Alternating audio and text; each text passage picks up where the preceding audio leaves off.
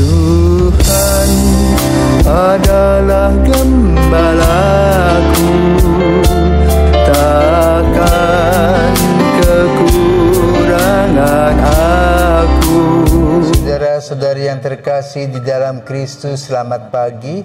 Salam jumpa lagi dalam Sabda Siap Saji. Hari Rabu, tanggal 3 Mei 2023, Pesta Santo Filipus dan Yakobus Rasul. Marilah kita berdoa dalam nama Bapa dan Putra dan Roh Kudus. Amin. Allah Bapa, kerinduan umat manusia, Engkau telah memperkenankan kami bergembira merayakan pesta Rasulmu Filipus dan Yakobus. Kami percaya akan bantuan doa mereka. Maka kami mohon semoga kami Kau perkenankan bersama mereka ikut serta dalam sengsara dan kebangkitan Putramu, dan pada suatu ketika memandang wajah-Mu dalam kebahagiaan abadi, dengan pengantaran Kristus Tuhan kami. Amin. Tuhan bersamamu dan bersama rohmu. Bila Injil Yesus Kristus menurut Yohanes, dimuliakanlah Tuhan. Dalam amanat perpisahannya, Yesus berkata kepada Thomas, "Akulah jalan, kebenaran, dan hidup.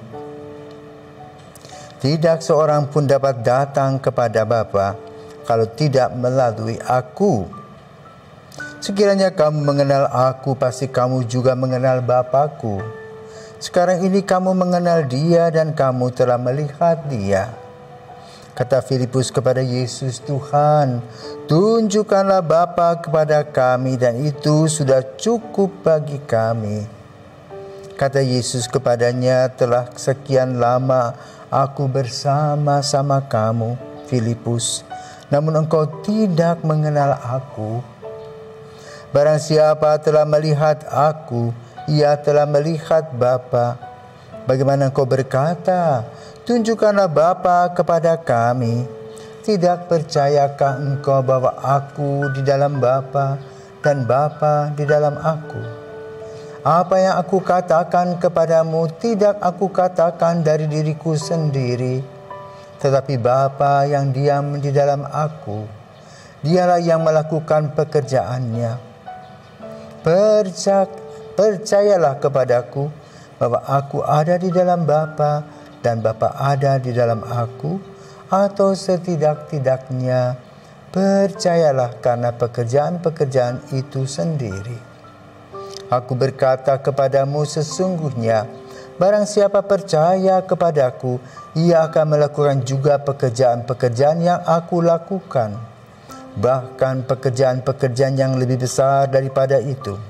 Sebab Aku pergi kepada Bapa, dan apapun yang kamu minta dalam namaku, Aku akan melakukannya, supaya Bapa dipermuliakan di dalam Anak.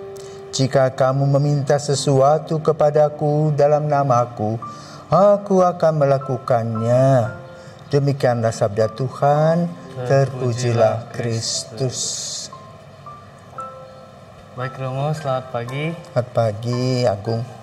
Jadi tadi kan kita sudah mendengarkan bagaimana Filipus bertanya kepada Yesus, meminta kepada Yesus, "Tuhan, tunjukkanlah Bapa itu kepada kami dan itu sudah cukup bagi kami." Jadi ada yang ingin saya tanyakan, yaitu bagaimana kita mengenali Bapa di zaman modern ini, Romo? Gitu. Ya, makasih. Jadi hari ini kita memperingati dua orang kudus ya. Satu Yakobus muda dan Filipus dari Betsaida. Mereka tentu nelayan. Ya. Kalau kita perhatikan ya, pengalaman dari Filipus itu pernah memperkenalkan seorang bernama Nathanael. Lalu dia dikatakan, "Yuk kita pergi yuk ke orang yang Nazaret itu. Ada apa? Nah, orang Nazaret sing ada apa deh?" Ya. Yeah. Tapi lalu pergi dan Yesus menegur Nathanael dan menceritakan bahwa dia pernah ketemu di bawah pohon ara. Kagetlah dia. Ya. Ternyata memang Yesus sudah bertemu dengan dia. Nah, itu Filipus. Ya. Dia berasal dari Betsaida. Dan tentu saja pada masa itu banyak orang-orang percaya yang pada magic, ya, banyak roh-roh jahat yang diusir oleh Yesus. Ya. Dan itu ditulis oleh Injil Lukas. Sementara Yakobus putra Alfeus juga dikenal sebagai Yakobus muda, karena ada yang lebih tua. Ya. Apa sih kelebihan dari Yakobus? Dia akan menjadi uskup pertama di Yerusalem. Dan dia juga menjadi martir di sana. Itulah orang kudus yang kita peringati pada hari ini. Sekarang mari kita membahas tentang kitab suci. Ada dua hal yang disampaikan Yesus. Satu, relasi Yesus dengan Bapa di surga. Maka kemarin dikatakan, aku dan Bapa adalah satu. Kalau kamu sudah melihat aku, kamu sudah melihat Bapa. Ya. Kedua, konsep keselamatan itu. Akulah jalan, kebenaran, dan hidup. Jadi konsep ini mau diuraikan oleh Yesus. Akulah jalan. Kenapa jalan? Karena dulu, ya, refleksi kita ya, manusia berdosa. Sampai hari ini kita juga berdosa. Kadang kita tidak tahu jalan yang benar, jalan yang harus kita lewati. Tetapi jalan yang kita lewati dan kita lakukan adalah jalan yang sesuai dengan keinginan kita. Jadi jalan itu jalan subjektif.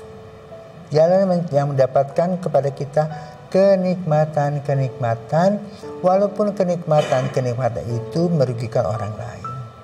Dan kita ikut jalan itu terus. Tidak repot.